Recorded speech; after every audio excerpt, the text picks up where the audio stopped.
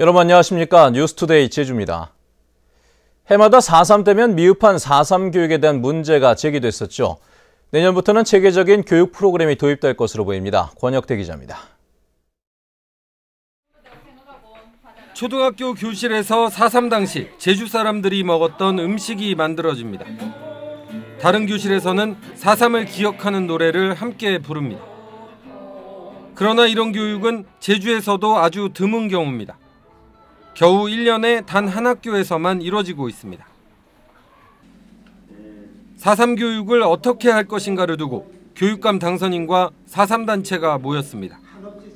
일선학교 관리자와 교사들의 의식 전환이 필요하다는 의견이 가장 많이 제기됐습니다. 중요한 건 교감 교사 중에 높은 사람들 있지 않습니까? 이 사람들 교육 방법을 좀 생각해 보십시오. 책을 만들어서 배포하면 뭐합니까? 교육 방식과 교재 역시 다양화할 필요성도 제기됐습니다. 확실히 이렇게 어떤 딱딱한 교재로 인해서 하는 교육보다 어떤 문화적인 예술적인 정서로 같이 교감하는 게 학생들한테 좀 더 쉽게 그리고 빨리 흡수되지 않나라는 생각을 하게 됐습니다. 그래서 일단 내년부터는 4.3 교육주간이 공식 운영되고 새 교육감 취임과 동시에 평화교육위원회가 꾸려져 4.3 교육의 새 틀을 짜겠다고 이성문 당선인은 밝혔습니다. 매해 똑같은 일이 반복되지 않는 그러면서도 새롭게 지적 호기심과 역사적 정체성을 가질 수 있는 이런 것들을 그 위원회 각각 분과가 형성이 되어서 그 속에서 나오지 않을 것인가 이렇게 생각합니다. 4.3 교육을 통해 평화와 인권의식을 확대하기 위해서는 이에 맞는 관련 교재와 프로그램을 개발하고 교사에 대한 전문 연수가 함께 이루어져야 한다는 목소리가 나오고 있습니다. MBC 뉴스 권혁태입니다. 제주 지역의 교통사고 사망률이 전국에서 가장 높게 나왔습니다. 교통문화지수도 낙제 수준이죠. 사람보다 차가 우선시되면서 보행자들의 안전이 위협받고 있습니다. 교통문화의 문제점과 대안을 김찬년, 박주현 기자가 심층 취재해봤습니다.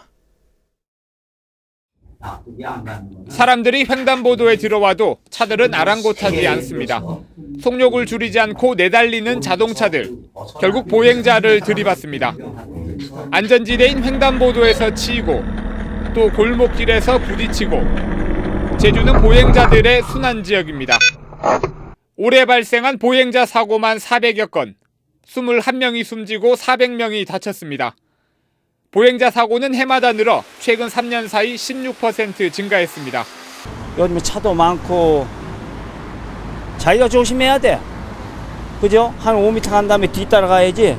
먼저 갔다가는 이 옆에서 겁날 때가 많죠. 맨날 이렇게 시내로 돌아다니니까. 그렇죠. 운전자들은 보행자의 안전을 얼마나 생각할까? 보행자들이 많은 제주 시내 한 교차로. 횡단보도 정지선을 넘는 차량이 잇따릅니다. 지난해 단속에 걸린 차량만 9,400대가 넘습니다. 아니 앞차 쫓아가다가 주황 불인 거 이제 보고서 저도 급정거 한다고 선 넘은 것 같아요. 과속은 어떨까? 경찰이 형광조끼를 입고 단속을 하는데도 1시간 만에 50대 가까이 적발됐습니다. 지난해 적발된 과속 운전은 13만 9천 건, 하루 평균 380대가 넘습니다. 해마다 확장되는 도로와 차량 중심의 교통정책이 빚은 결과입니다. 이제부터는 보행자 중심, 사람 중심의 교통정책으로 전환할 시점이 아닌가라는 생각을 갖고요. 또한 교통안전시설 예산도 해마다 줄어들고 있는데 이 예산 자체를 더욱더 확대를 해서 안전한 보행권 확보에 교통정책이 우선시돼야 된다고 생각을 합니다.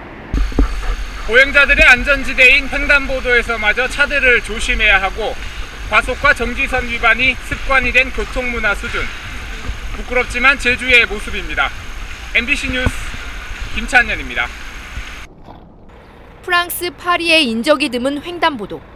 신호등이 없는데도 보행자가 있으면 차들이 알아서 멈춥니다. 파리의 보행자 교통사고 사망률은 제주의 5분의 1.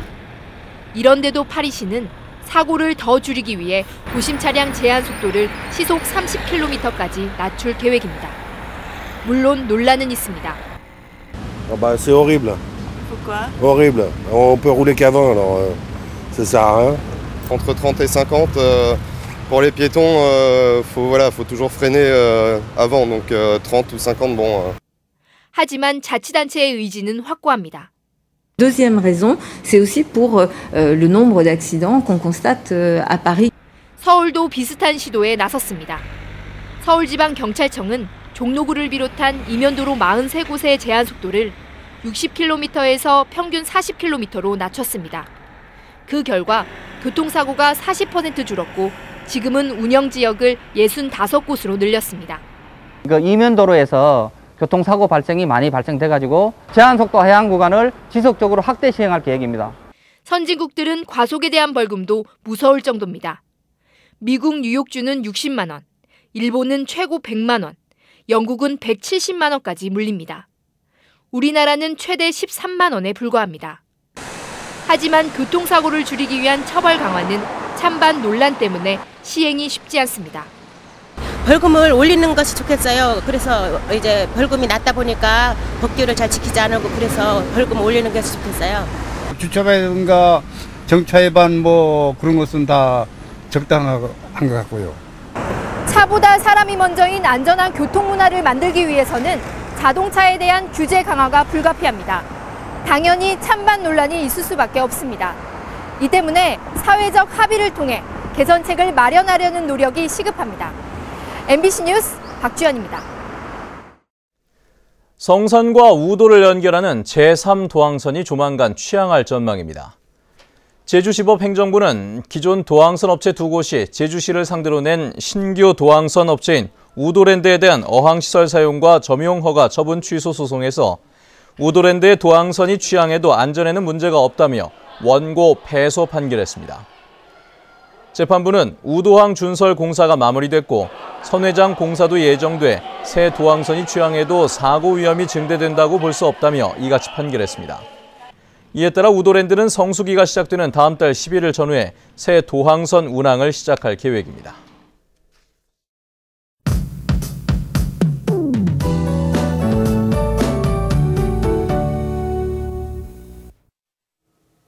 네, 금방이라도 비가 쏟아질 것처럼 하늘이 무척 흐립니다. 오늘은 다시 장마전선의 영향으로 오전부터 비가 시작되겠는데요. 예상되는 비의 양은 5에서 20mm가량으로 나오실 땐 휴대하기 편한 우산 챙기는 것이 좋겠습니다.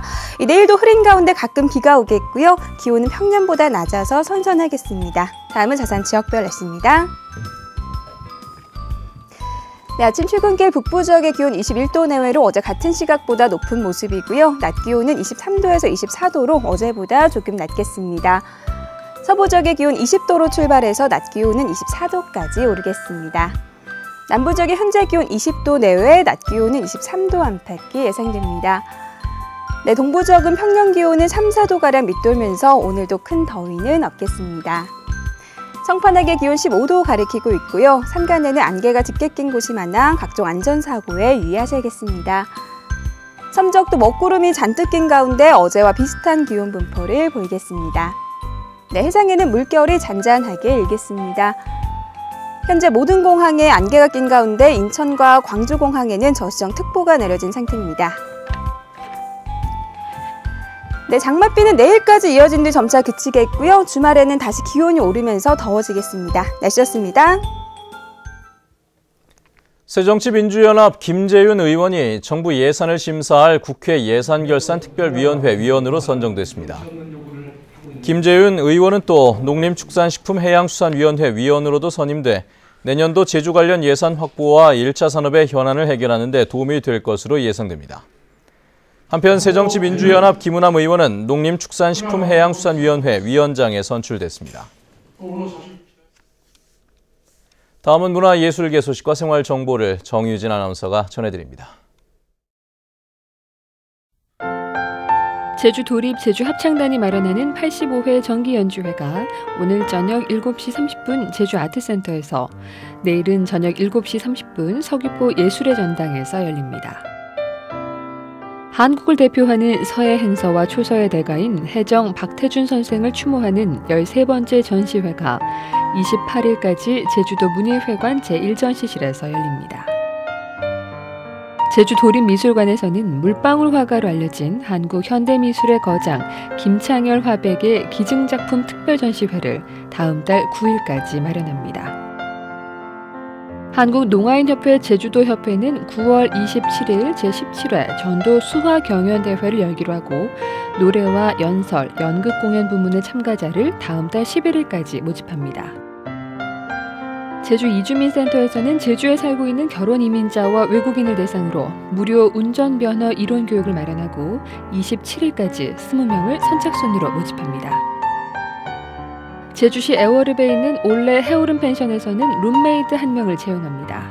급여는 월급 120만 원 이상으로 자세한 사항은 745국에 5544번으로 문의하면 됩니다. 생활문화정보 정유진입니다. 어젯밤 8시 30분 제주를 출발해 김포로 가려던 대한항공 여객기가 엔진 부분에 이상이 생겨 이륙 후 8분 만에 제주공항으로 회항했습니다. 이에 따라 승객 174명 가운데 166명은 어젯밤 대체 항공편인 인천행 항공기로 제주를 떠났지만 나머지 8명은 제주에서 하룻밤을 보낸 뒤 오늘 오전 대체 항공편으로 제주를 떠날 예정입니다. 어젯밤 9시 30분쯤 제주시 도두동 일주도로 교차로에서 승용차가 마주오던 택시와 충돌해 외국인 승객 등 5명이 다쳐 병원에서 치료를 받았습니다.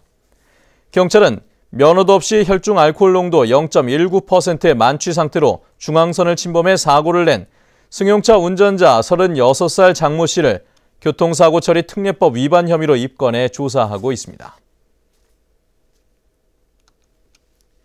제주도 환경영향평가심의위원회는 어제 무수천 유원지 개발 사업의 환경영향평가서를 심의하고 보완 동의 결정을 내렸습니다. 심의위원회는 콘도 건물 일부를 하천변에서 최대한 이격시키고 생태 이동 통로를 친환경적으로 시설하는 것 등의 보완을 요구했습니다. 블랙파인 리조트 사업은 무수천 유원지 일대 45만 제곱미터에 2,600억 원을 들여 숙박시설과 테마 전시관 등을 조성하는 유원지 개발 사업입니다.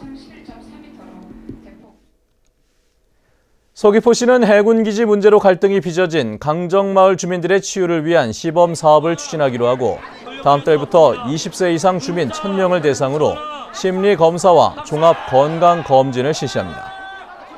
특히 심리검사의 경우 연령별로 6개 분야로 나눠 실시하고 검사 결과에 따라 정신과 전문의나 정신건강증진센터에서 추가 진료를 받을 수 있도록 할 계획입니다. 제주 지역 소아암센터가 오는 10월 문을 엽니다. 제주도는 제주대 병원과 소아암센터 운영을 위한 협약을 맺고 오는 10월부터 본격적인 진료를 시작할 수 있도록 준비 작업에 들어갔습니다. 제주대 병원에 들어서는 제주 소아암센터 병동은 면적 240제곱미터의 12개 병상 규모로 소아 혈액종양 전문의를 비롯한 진료의 11명이 배치될 예정입니다. 뉴스를 마칩니다. 고맙습니다.